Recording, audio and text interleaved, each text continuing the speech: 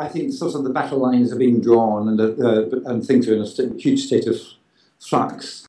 So and it's very difficult to tell when you look at the world now what it's going to look like in a few months' time.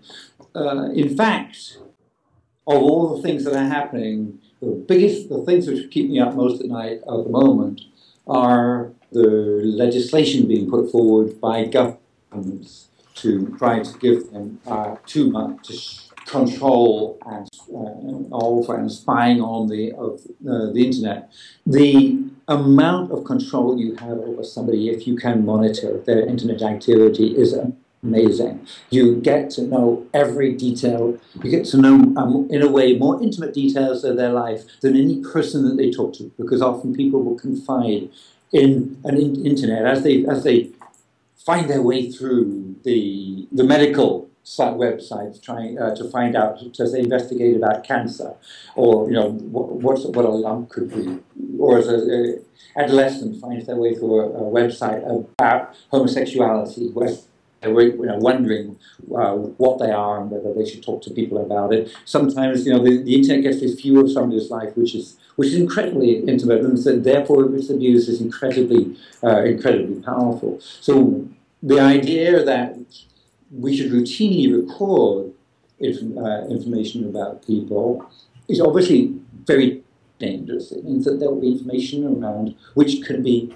stolen, which can be acquired through corrupt officials or corrupt operators, and used, for example, to blackmail, for example, people in the government or people in the military.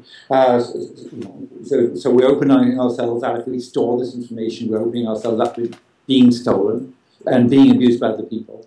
So if the government feels that it's really necessary to acquire any information about individuals, then my feeling is that there should be a very strong independent body which has complete oversight and can check for each situation where the government has decided to spy on people, check to find out whether there was a suspicion, whether there was a real threat, find out how many of those threats actually came to anything, find out how many of the people who were suspected are eventually charged and found guilty.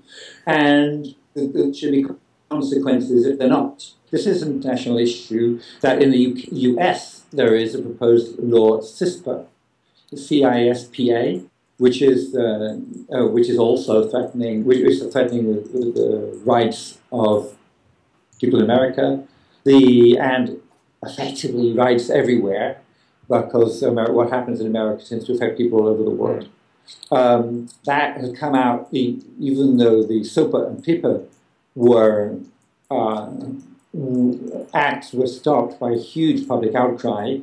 It's staggering how quickly the US government has come back with a new, different threat to the rights of its citizens. There's also issues, of course, about security, how this stuff how it's stored, who is going to leave it on a disk on a bus or something, and how people, what the security will be against people hacking into it.